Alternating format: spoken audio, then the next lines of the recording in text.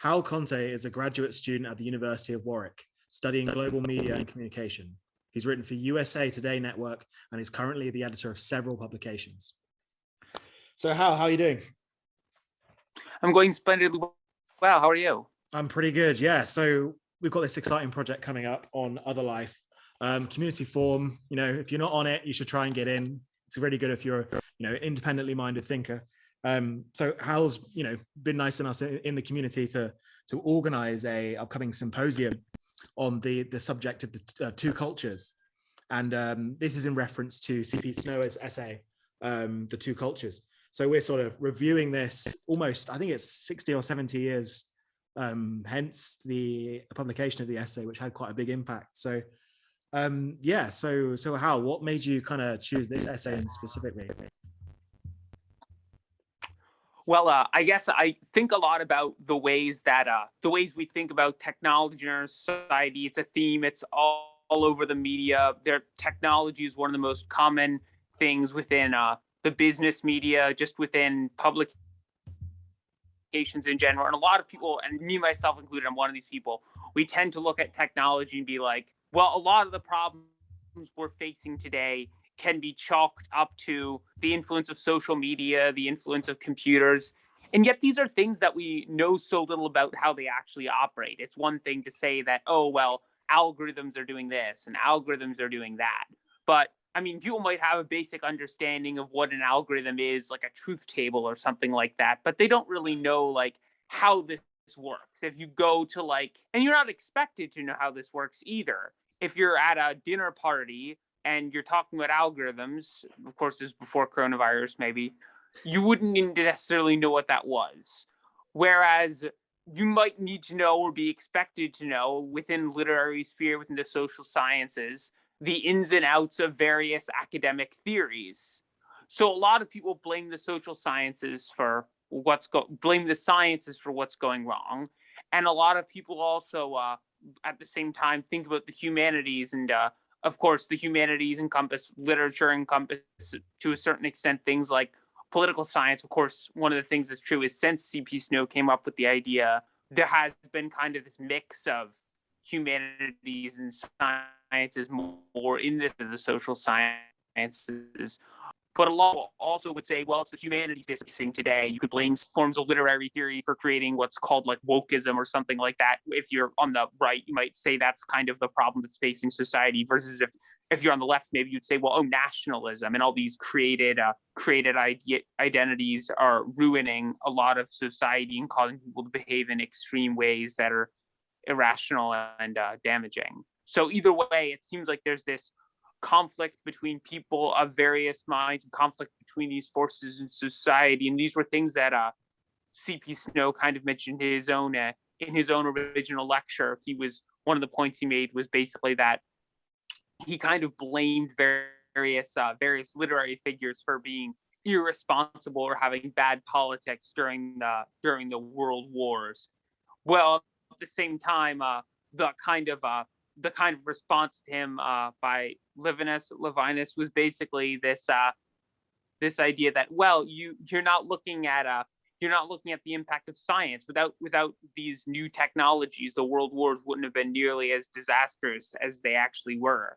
So just looking at this conflict today, and can you really blame one of these things? And just coming to a settlement as well, because I think a lot of people on Other Life or on Indie Thinkers, as kind of it used to be known as much so, within this community, we get people who are kind of both minds. Mm-hmm. There's a lot of people who are very interested in all the latest technologies, things like cryptocurrencies, NFTs, which are kind of themselves an interesting blend of artistic creations and kind of high technology. You also find a lot of people who are very interested in kind of more traditional theory or literature.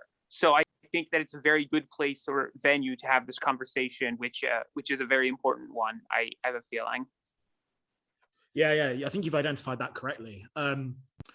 So some of the examples you gave were mostly of the sort of, the prestige that comes on with academy being, as a result of the humanities side of things, where you're, expected or implicitly, you need to know about certain literary works inside out, you need to know about certain theories.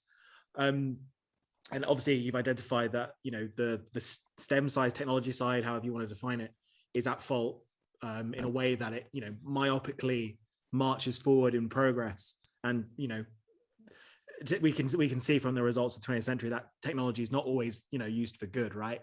Knowledge is not always used for good. Truth is not inherently good. So I don't know, in your mind, just a personal view, which side do you think is most at fault? Oh, that's a very good question. First, I might as well just start off by saying I am a humanities person. I'm the type of person where if I see a piece of technology, I just throw up my hands and run away. Because my day job, I'm a journalist. I'm currently studying, but I'm a journalist. I'll probably eventually try to get more into academia again. But that being said, I'm not entirely sure if this can really be understood on the level of technology or science itself. If you actually had to ask me what you believe the real problem is, I don't believe one of the main problems facing society today are robots or artificial intelligence, as much as this notion of automation, the idea that you can have this logic that is sort of on autopilot. Mm-hmm. And I believe this is something that can exist in the humanities as much as it can within the sciences. So if you think about what is ideology, what are the two logic of ideas? There are a lot of ideologies which have taken to the logical extreme can be completely like a joke or a parody, like the idea of, in the case of Hitler, okay, Jews run the world, extrapolate from that. What are the logical conclusions of that? And just taking these ideas to their kind of conclusion can be a totalizing force. So I'm not entirely sure. I don't believe either of the disciplines are at fault. I believe it's the way we use both of them. Yeah, I think I would agree. It's that sort of an idea, or as I would probably say, some sort of normative ideal taken to its extreme. This goes for technology, like I already brought up, sort of the notion of progress. And you see this with a lot of kind of linear, technologically minded people, where they see everything going in one direction and always getting better. And I don't know if that's always necessarily true if we could, draw from history. I think right, or the logic of the technology itself. Yes. Like a piece of technology can have its own. People always talk about like the idea if you did have like a super powerful AI and you gave the AI a task, oh well, the AI in pursuing that task in a monomaniacal way might literally just undermine everything else because it's solely focused on that one objective. Right. Yeah. Mm-hmm. Yeah. It's a combination of, we ask the hyper powerful AI to, solve the problem of human environmental destruction, and it decides that the best way to do that would be to get rid of all the humans. There's so many unforeseen things we don't see, and that's kind of the problem with a totalizing system is, the universe, entropy is a law of the universe, and there is no such thing as a ubiquitously perfect system. I think that's a tautology. Yeah, no. So I really hope we get at least a few some contributors for this. Have people read each other's essays, and then really have a recorded session. And eventually, it would be great to have these put together in some form of PDF, the various contributions. I'm still not entirely sure how to distribute that. I do believe it will be impossible to really get people individually get the money or proceeds from this. So I don't believe anybody's contributing this with the idea that they'll make money off of their thing. But if this podcast, this could be released, the recording as a podcast, and then this document could be released in some way, I believe it would really be a great piece of just open research that people could reflect on. There's been a few people who have tried to kind of replicate the conversation overall or bring it up at various points throughout the decades since the original argument was made. But I think we're at a point right now in history where this is a very important debate, especially as like technology we've just experienced 2 years when everyone's kind of been forced online and all of our thinking has been done through these devices because of the pandemic. And now, of course, there's the rise of the metaverse, is this concept where everyone's just going to, I guess, according to Zuckerberg and all these other people, it's going to be a huge part of the industry where people are just going to be experiencing life through a computer. And the question is, what will that actually mean? Yeah, I think you've already brought this up in terms of the Other Life community, is that, this is an open piece of research. It's not like whatever monetarily prestige really driven, and that's sort of the nature of the Other Life community at the moment. It really is sort of a voluntary community. And interestingly enough, I would kind of put this against the sort of, as I would put them, decaying institutions, because in a lot of ways people join these institutions for other reasons, such as prestige, or that's the only place to get accredited in some sort of way. And the community on Other Life is really like diametrically opposed to that conceptually. But the thing that stuck out to me with Snow's essay, at least for me personally, was the fact that his whole discussion centers around the academy, and that's the academy in the traditional sense. Specifically talking about Oxford, Cambridge, I believe. But I think you can extrapolate it, and I feel like Snow there is really identifying the early seeds of decay, and we now see the results of it, where I'm not sure how much longer the universities are, at least surviving, number one, but two, having the prestige they've always held in their current form. In terms of the split between these two cultures, and in a way that's sort of metastasized in a weird way today, what extent do you think that those legacy institutions, or the very idea of prestige institutions, are responsible? Because I think they've played quite a big role.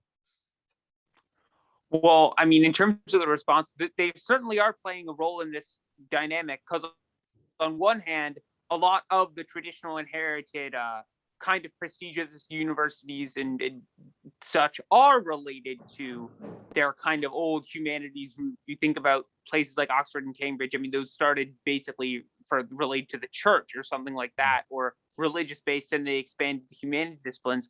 But I mean, in more recent times, what has been the mantra of nearly every single academic institution? STEM, STEM, STEM, STEM, STEM. All of these institutions have increasingly moved towards, we really want to focus on this because this is where the economy is. Right now, I mean, there's a bunch of people in the UK who say we should not have the state eventually pay for the student loans in the UK of people who are taking quote unquote Mickey Mouse degrees, which I guess is their kind of goofy term for these various, a lot of them are humanities based, but a lot of these degrees that are not expected to pay off. The idea like the degrees won't get people those salaries in the long term.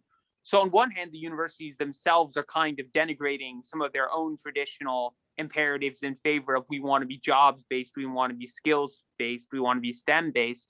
But at the same time, a lot of the reasons why the university's humanities sides are being criticized is because they've increasingly, I guess, taken on more of a politicized approach to the humanities. I don't believe there was ever an approach to the humanities that wasn't political, but I do think that there are people within certain side, I believe that especially like the right wing of the political spectrum are saying that the university's political approach has become too left-leaning in recent times, as well as just highlighting a bunch of theories which to a lot of people who aren't kind of immersed in them might seem overly esoteric and detached from people's ordinary lives.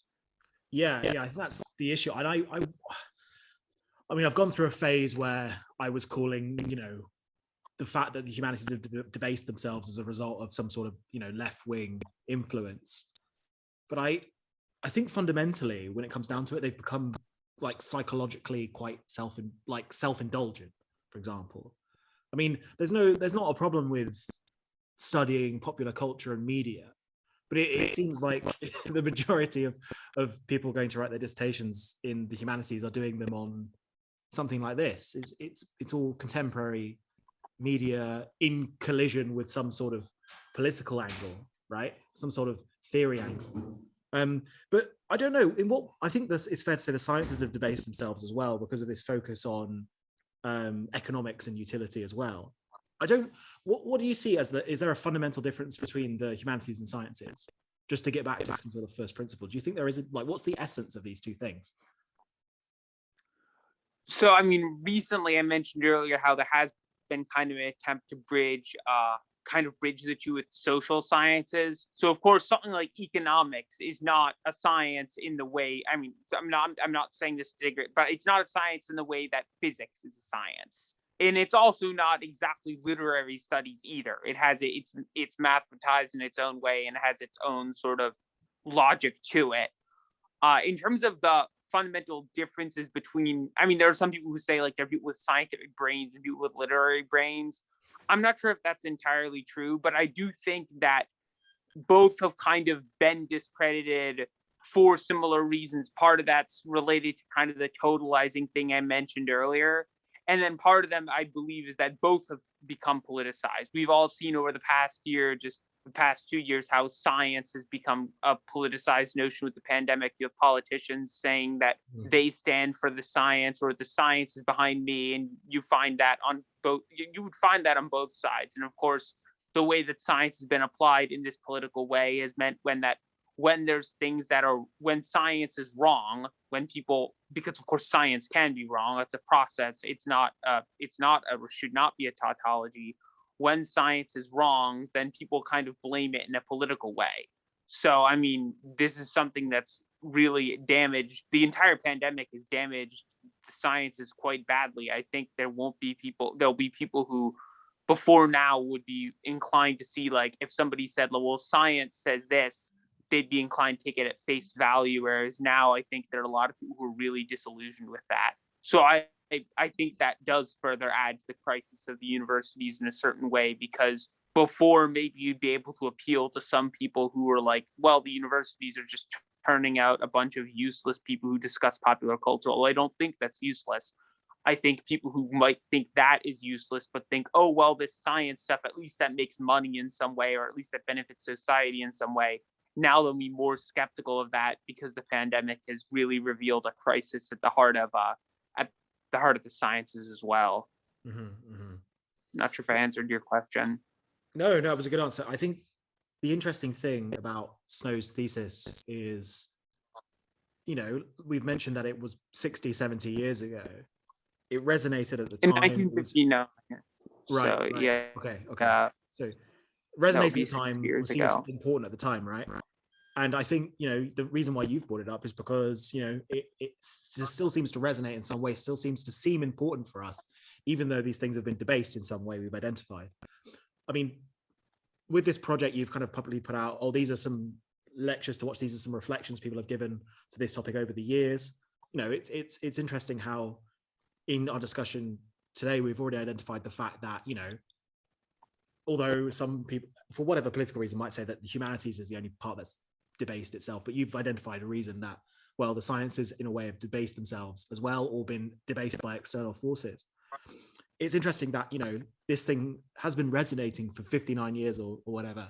And it's almost like nothing was done about it. It was almost like a necessary process to get to this point where these things are so debased, kind of brought down to the same level. Like, what's the path from here? What's the rebirth? Was it necessary? Did we have to get to this point? Was it necessary? Well, I mean, I guess there are a few things I might mention. One thing is that, definitely these are in crisis, but of course, C.P. Snow was identifying a crisis back then, and we might say that the humanities have debased themselves now, but Snow gets into his part of his condemnation of the humanities is that a bunch of these writers supported fascism before the Second World War. I mean, you look at the whole bunch of the modernist authors. A lot of them were outright pro-fascism. So that was kind of that romanticist side of the literary sphere.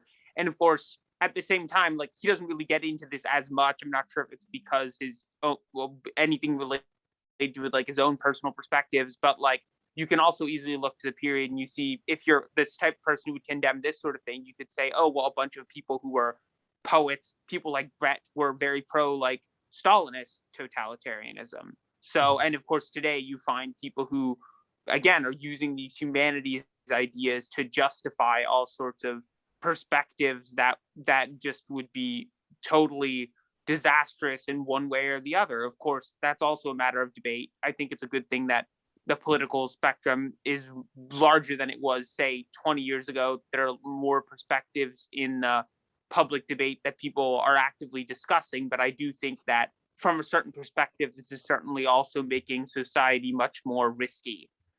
And I mean, even right now, there's this whole debate over Ukraine, and Putin's kind of using as a justification for his maneuvers. He's like written this whole essay. I'm not, or he or his ghostwriter's written this. He certainly seems to believe it, about how Ukraine and Russia were both part of like Holy Rus, like this old idea of Russia. That's very, I mean, that's something that's straight out of a kind of historically constructed nationalistic like ideology.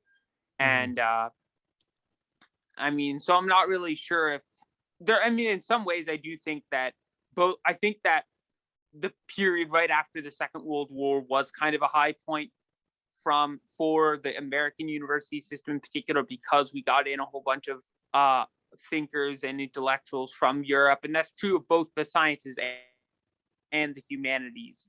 I mean, but the question of if either one of these forms of thought is more moral inherently than the other, I don't really think there's been any moral decline. I think maybe there's more of an intellectual decline than a moral decline of any type. That's interesting. I want to stick on that point.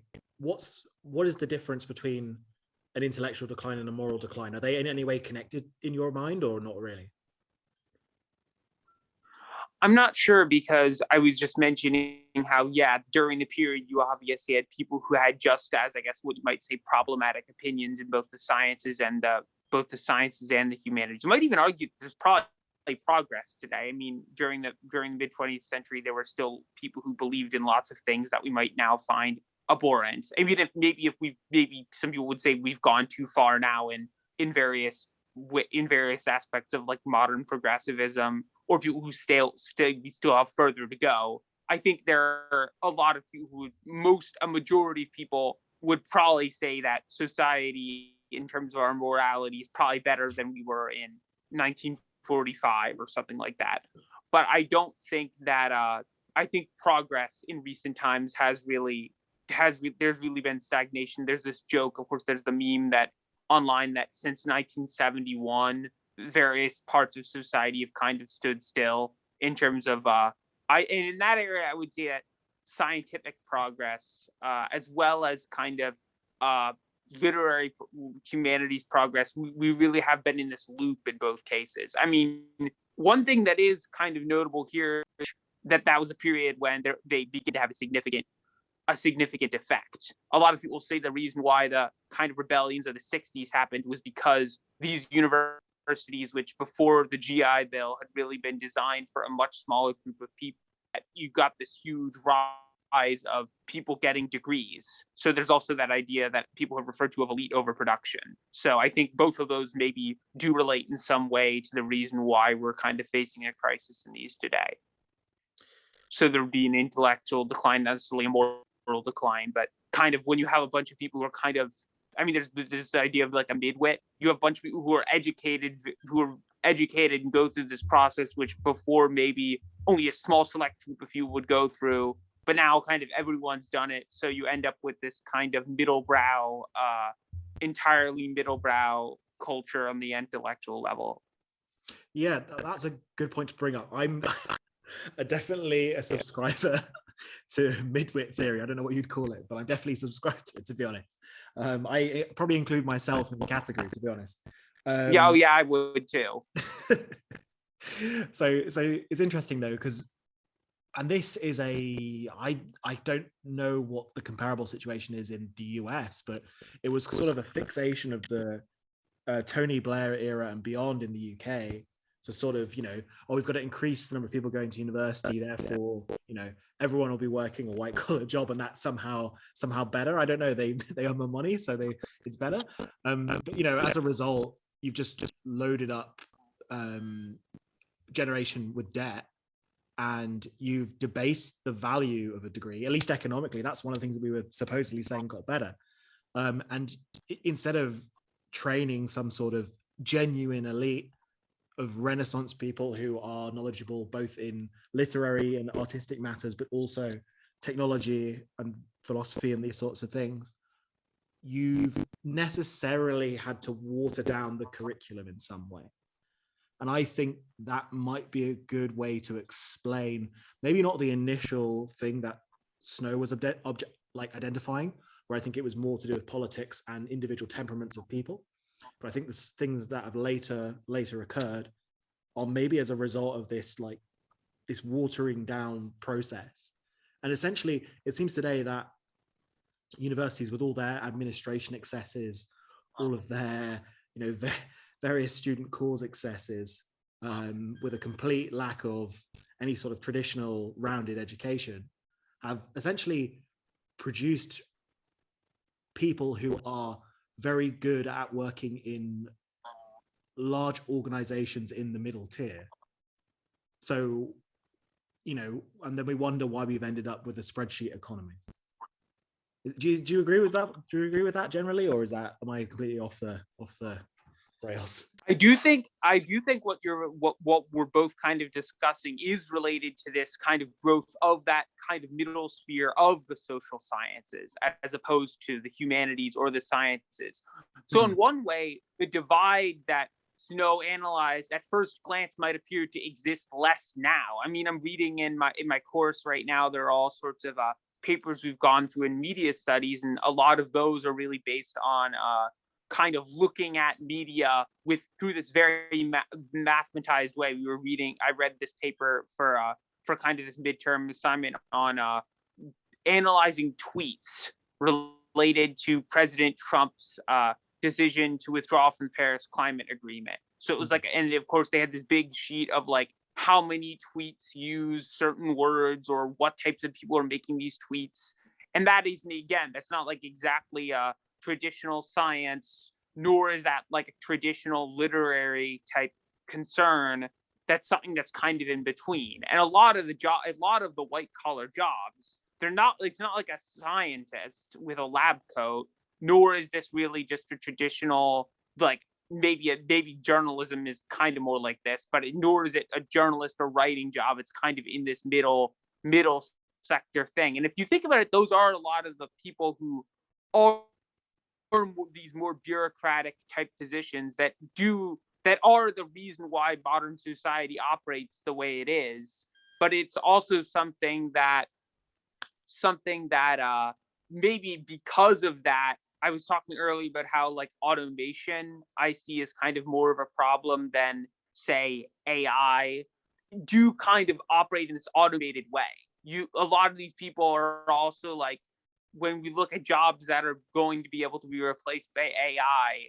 I mean, my father works at Dow Jones. He works with their kind of coding department, where basically if a news article comes across, news articles are categorized based on the company. So GE, the General Electric, has the ticker symbol GE. General Motors ticker symbol GM. And investors would subscribe to kind of a list of stocks or list of companies that they invest in, and they get news on those. A lot of these sorts of intermediary jobs, like that sort of thing, or could increasingly are being automated. So we do have this layer of people who are already kind of performing this very bureaucratic role, and then which might just get automated. So that is kind of a process oriented job that maybe could in some way be considered part of this stagnation or part of this blob type thing. I mean, people in the UK always discuss the blob. Yeah, I think it's an interesting question though, because I mean, let's just take for an example what you're saying. All the questions to do with automation or AI, however you want to put it, it's interesting because if, at least the way I think about it, I'd be interested to see if you disagree with this, is the science of that question is more of a, can we do something, yes or no, right? That's, the hypothesis, test it, it's more of a yes or no question. Automate the challenges posed by automation and AI, in my mind at least, in terms of, whether it's questions moral as opposed to practical, it's not so obviously a science problem. I think that's more of a humanities problem. And it sort of raises the question, which one of these two things is ultimately supreme? I mean, in terms of the way our societies run, that's a very good question. I mean, I personally think that the sciences have more of an impact on our everyday lives than the humanities. But I mean, even at that level, you have scientific organizations such as, I mean, just a few days ago, the right wing media was kind of up in arms about how I think one of President Biden's new people on nuclear energy or nuclear regulation or something is this guy who's like basically into all this kink stuff, which was kind of defended under the label under LGBT rights. He was some employee at the Trevor project before he was hired as this nuclear appointee. And you find a whole bunch of these types of institutions kind of when they're politicized either to the left or the right, they do kind of submit. So I mean, the question of who's really in charge is almost in a certain way, you could say that's a government question. I mean, right now, I think that science or that scientific decision, that science drives decision making and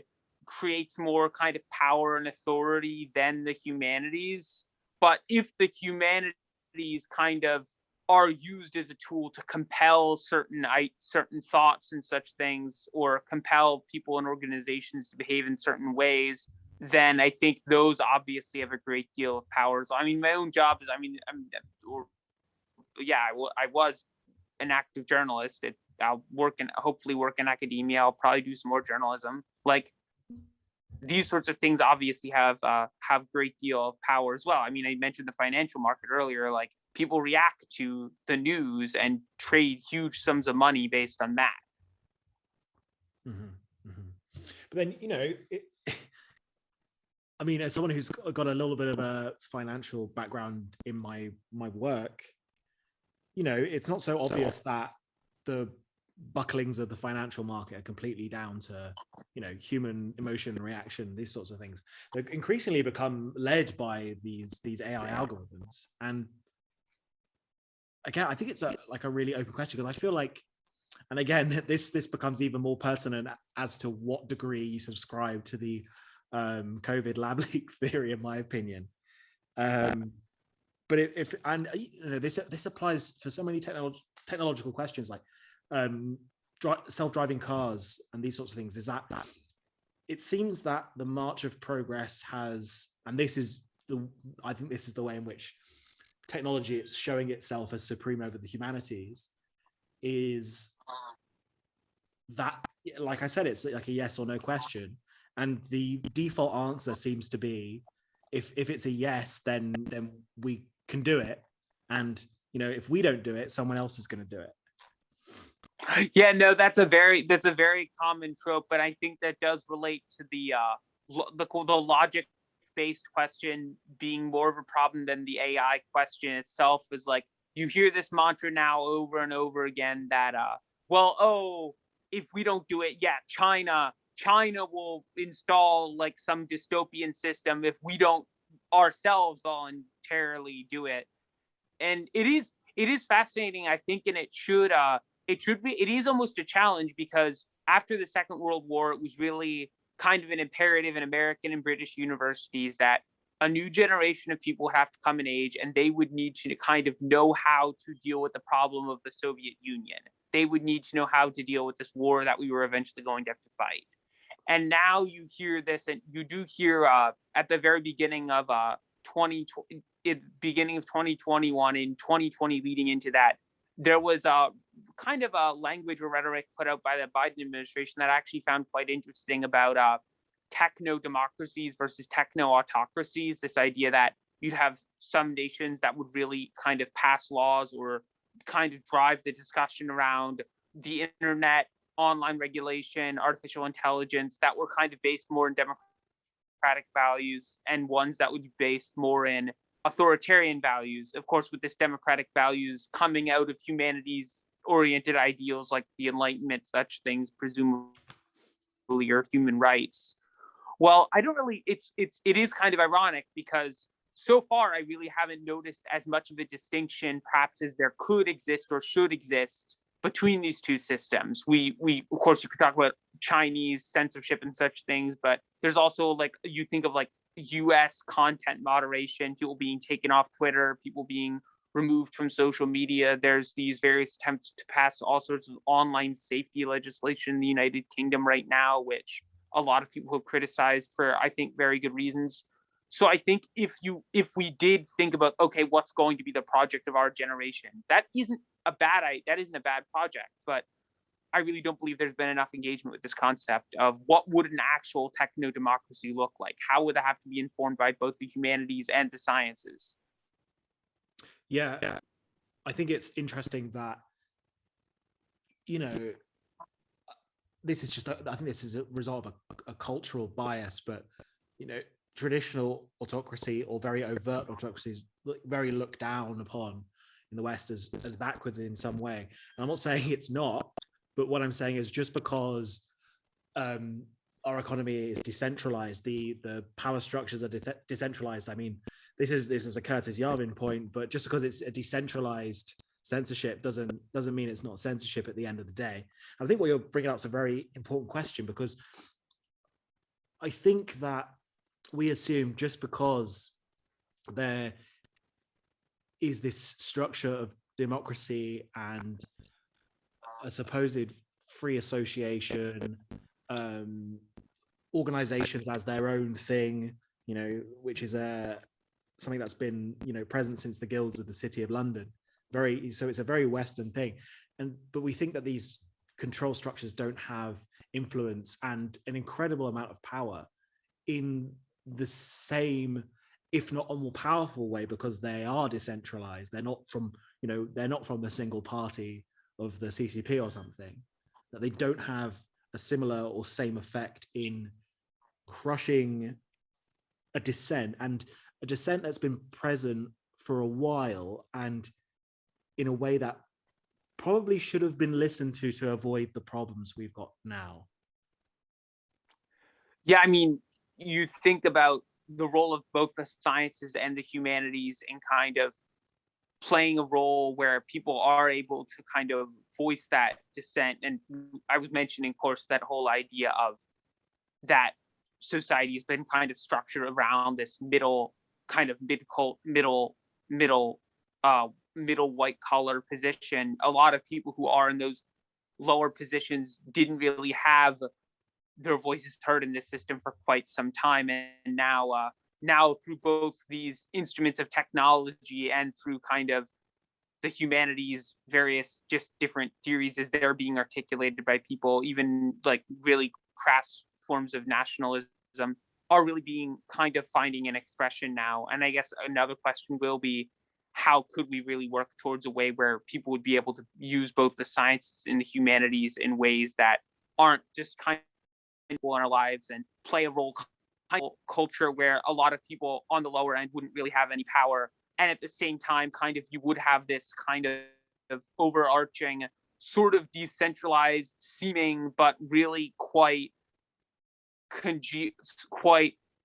collectively congealed apparatus that really does seemingly have its ideas replicated across all institutions of society, or even if they're not controlled in any central way or in any central conspiratorial sense, kind of do operate along similar lines and kind of all repeat similar talking points or imperatives.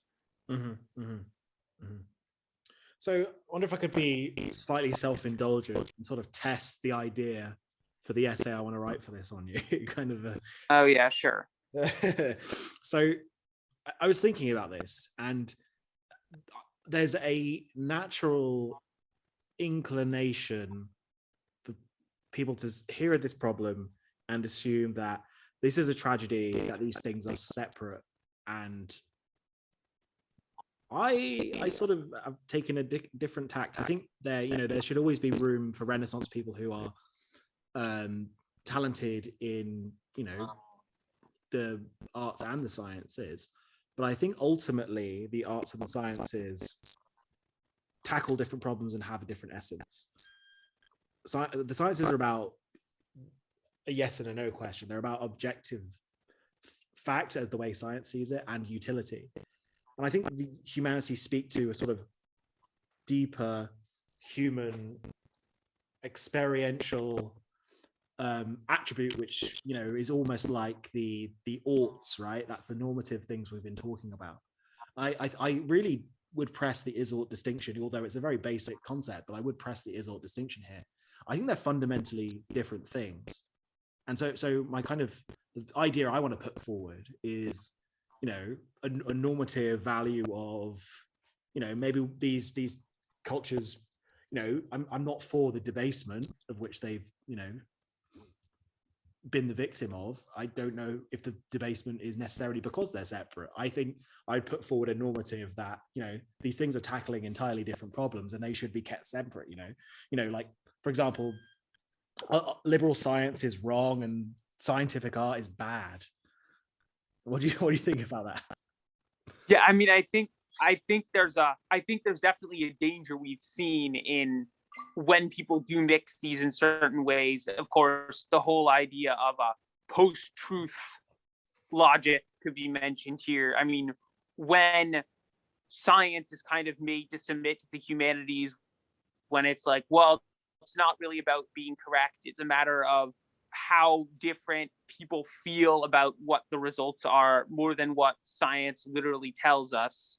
And kind of in the humanities too. I mean, you could claim that that literature, oh, there's a scientific way of doing literature. There's a scientific philosophy. I mean, science originally was like natural philosophy, but I mean, they very much distinguished themselves in more recent times and more recent attempts to claim that things like Marxism is a science, or things like you can have a scientific idea of superior and inferior races, are things that really could really be damaging, or lead to kind of a corruption within society. At the same time, and of course, you could say that, literature is more based on kind of more subjective notions of judgment. What do I think is good, not what is literally true. And in that sense, they definitely both have an important role to play. Yeah. I think that we've brought this up a couple of times tangentially, but I think that temperament is really important as well. I think, like I said, there should always be room for Renaissance people who are talented across the board if they wish to be, if they're so inclined that way. But the inclinations and temperaments of human beings are such that they tend to be, like you said, we opened this conversation, you were like, oh, I'm more of a humanities person. And Totally. You know, at the end of the day, I think we have temperaments, and I think they, in a way, they should be embraced, you know? Yeah, I mean, I have a friend who I speak to every week and have known him since second grade, and he is definitely he's definitely a maths person. He's studying in Amherst right now, and he's doing a master's in, I think, physics. And it's like, yeah, like I couldn't do, like, I don't really think I could do that at all. It would be something that would be totally outside my range of thought. But yeah, no, I mean, the question of, I guess the question that Snow was really trying to ask is like, why is it that why is it that people are kind of expected to know one thing? Why is it a source of shame if you're like asked something about Shakespeare and you don't know it? Whereas if you don't know something about some piece of science, it really wouldn't be seen as like that big of a faux pas in a certain way. Mm-hmm. I mean, there is this idea that science and maths are just way more arcane and way harder to understand, and that to a certain extent, literature is just easy. It's just easier to understand. It's more in touch with what people do with their everyday lives. Or, I mean, even just, I mean, I guess this is a way of seeing it too. Is like, this friend of mine's like, a lot of people like maths because there's only one answer. Whereas and I guess this is the way I see it. Well, I like literature, I like the humanities because it can kind of just bullshit to a certain extent, and then you don't really need to worry about coming to the right answer. Yeah. But yeah, no, definitely there are different people who think that it's easier when it's kind of clear cut. You know what you're after. You might not know how to get there, but there is something where you can definitively say this is what it is. Yeah. Versus it being kind of more open and open to interpretation. Yeah, I think And this is definitely true with what you've just said about Snow's essay and your, your own inclinations and your friends' inclinations, is that ultimately I don't think this is an intellectual problem. I think this is a social problem. And that's we've brought up institutions because they're social institutions, and it goes all the way down to social interpersonal relationships, right? And this was kind of my point when I brought up the importance of difference, the importance of embracing those differences, is that if you spent half your time getting really involved with literature and journalism, but decided to do the mathematics for the other half of your time, you wouldn't be as good at either. But this is the great power of humanity, is that we're social creatures, and your friend can be an expert in mathematics and you can be an expert in literature, and you can share that knowledge. I don't think there's a problem with the distinction between these two things. But I think the solution is definitely a social one, not an intellectual one. It's funny. Yeah, this guy, he's also people actually tend to say that maths are actually very similar to music, and also like learning the logic of a foreign language. It might just be like the same part of your brain that would learn how to apply a system kind of across the board, in the way that maths involves a lot of formulas and such things, and things like chemistry do too. But I do think, I mean, maybe we're coming to something here, that a lot of kind of this social sciencey like discourse that is now just used around everything, people might say like woke language or something like that, can take on a very similar characteristic. A lot of this might be, maybe a positive way of looking at it is saying that this is kind of an attempt to create kind of a lingo that can be used across wildly various different disciplines. That a more charitable way of saying that, oh, why are increasingly some concepts, I mean, psychology is a great example because that's treated as a science. And then it's also like a very clearly humanities influence. It's not like a hard science in a certain way, but a lot of these concepts are kind of used as a shuttle between the two things. And maybe that's where a lot of confusion rises. I mean, a lot of problems do come from people thinking like, oh, economics is a science, it can't possibly be wrong. And then we have something like 2008 financial crisis or something like that. So a lot of these bridge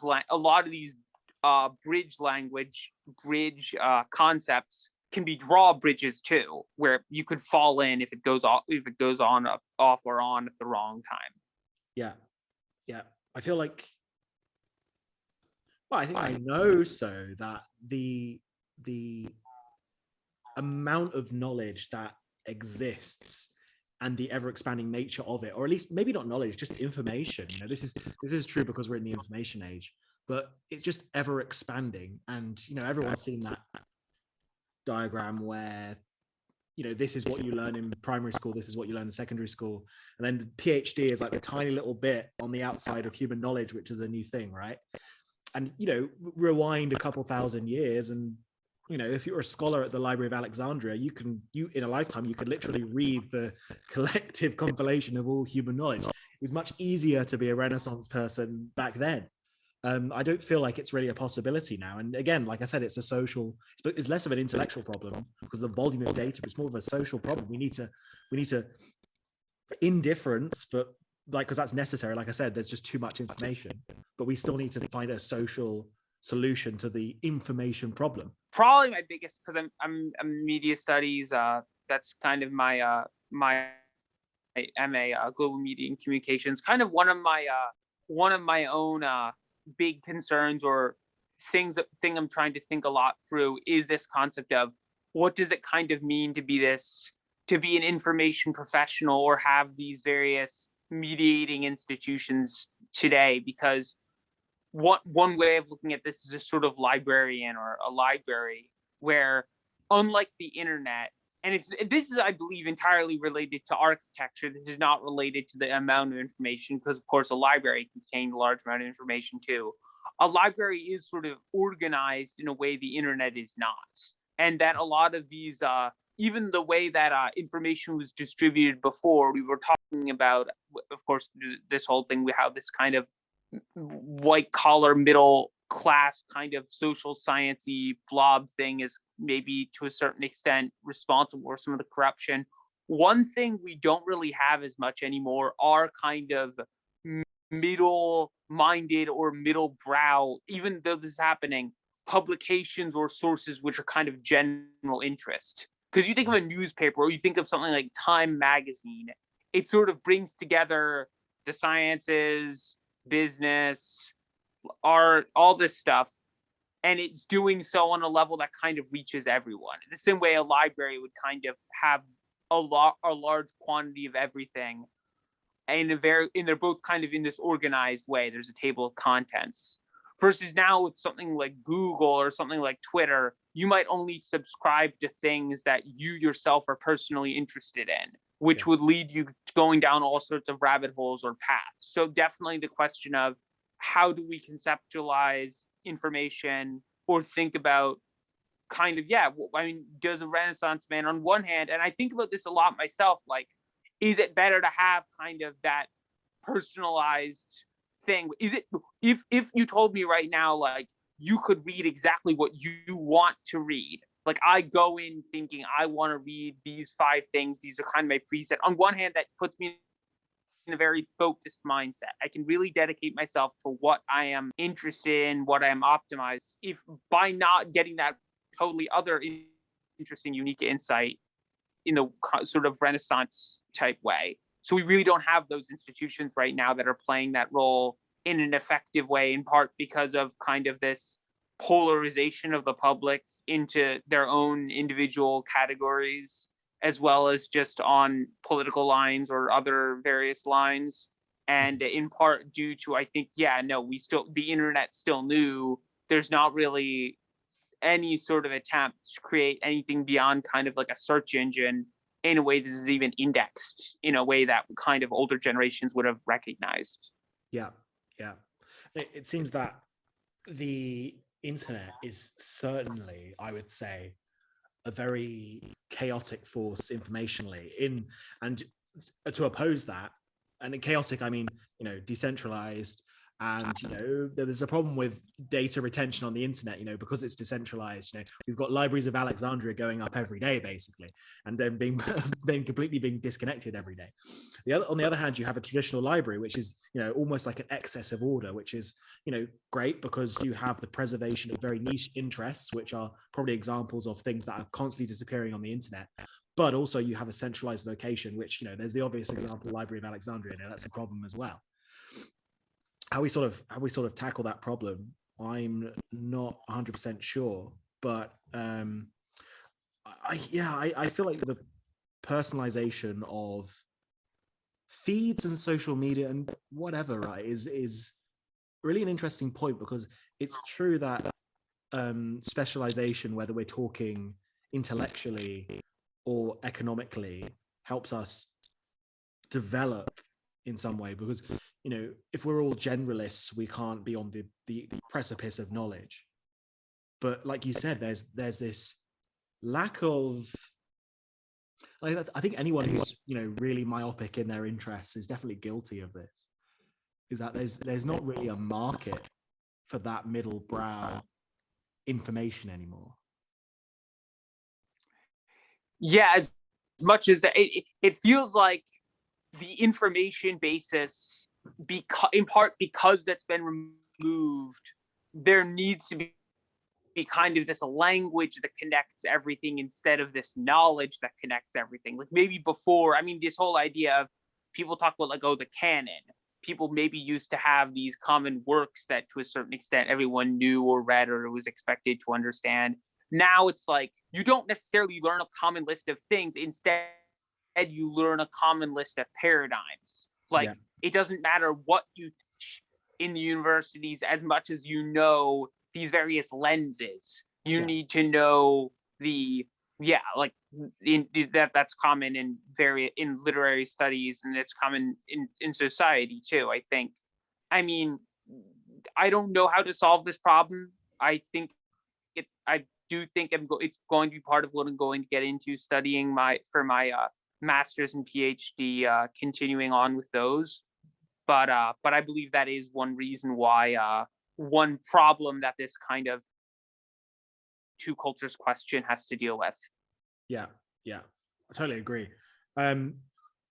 So we've just been talking about the the two cultures in the 2020s, which is going to be another life symposium. I think the plan is to have the actual symposium on May the 14th at 10 a.m. Eastern Standard Time. So it'll be, a discussion for an hour or two, maybe longer, I should imagine. And, the community sort of contributing 1,000, 2,000 words, and, we'll compile this in some way. And I'm interested to see how that comes out. And hopefully, as a community, we'll have more research projects that are hopefully, again, open in this way that these traditional institutions aren't. So I'm really excited for that. And yeah, so, if you're not already in the Other Life community, try and get in, and all the links will be in the description for this, as well as links to Hal's stuff. Do you have any sort of closing points, or is that good? Because I'm really looking forward to this symposium when we come to it. Yeah, no, I'm definitely looking forward to putting this together too. I mean, I guess if I had any last things to say, it would be, other Indie Thinkers, Other Life is definitely a very intriguing prospect in and of itself here, because it is kind of bridging some of those gaps between the humanities and social sciences in a way that I think has been more productive than I've seen just within society in general. You get a lot of people doing these various different things, but people are able to connect their knowledge in certain ways. I mean, there are people who are obsessed with just nuclear energy. That's like the thing they're obsessed with. I'm thinking of a few people in particular within the Other Life community. But at the same time, Grant, Emmett, people like that. But at the same time, these people are also very literate in kind of the humanities topics as well. And some of these other projects more recently, as much as things, I personally think there's definitely, I mean, it's not even a question, there's definitely a lot of like scamminess involved with NFTs and such things. I think the fact that people are beginning to look at these technologies like Bitcoin, Urbit, all these sorts of things. I mean, to me, it's like, I'm the type of person who would only invest in like really, if I was like actually had money to invest, which I don't right now, I'd be investing kind of in like the oldest, most secure companies. I'm not like innovative minded in that way, but the fact that there are these the arts with these kind of new forms of financial and technological systems, I think is kind of intriguing within the realms of the two cultures as well. And yeah, no, you can find me on Twitter at Conte_Hal. And yeah, no, if you want to see, I mean, I have a website, halconte.wordpress.com. It's just a bunch of my articles for various websites, USA Today Network and such things, at various journalism positions in the UK coming up, academic, hopefully programs in the future if when I succeed in the PhD route. But yeah, no, it was great. It was great being on here to publicize this upcoming symposium. Yeah, it was really good. Get the juices flowing. I'm really looking forward to writing my contribution and taking part now. This has been a really great conversation, but I like to remind ourselves not to take ourselves too seriously. So I usually end with a bit of a tongue-in-cheek question, but that is, Hal, if you were on death row, what would your last meal be? Oh boy. I mean, I'm just thinking about this right now. Yeah, there's obviously nothing I could do. I was thinking to be like something I could do to like stop the execution process. That's obviously not possible. Just thinking about that. I mean, I really enjoy like the prime. I like pasta a lot. That's kind of something that I do like eating. But personally, if I knew I was going to be executed anyway, maybe to try to find like some like dumb excuse to like make it last as long as possible. So I take something that would take like a really long time to eat. So I don't know what that would be necessarily. Maybe something like really chewy. But yeah, no, I guess that's the way I'd game it. Maybe just like a huge like thing of lettuce. So I'd just be there the entire time, or like rice, and I'd like try to eat each grain of rice individually or something, just so I get more time. I guess I'd see. I mean, at that point, you're screwed anyway. Like, what are you gonna do? You might as well just focus on like staying alive as long as possible, with the hope that somebody will save you, or you'll get pardoned in our weird justice system. But anyway. Yeah. So a head of lettuce and a massive bowl of rice with chopsticks to eat something one at a time. Something like that. Yeah, so I'm eating like super slow. That was a good answer. Well, thanks, Hal.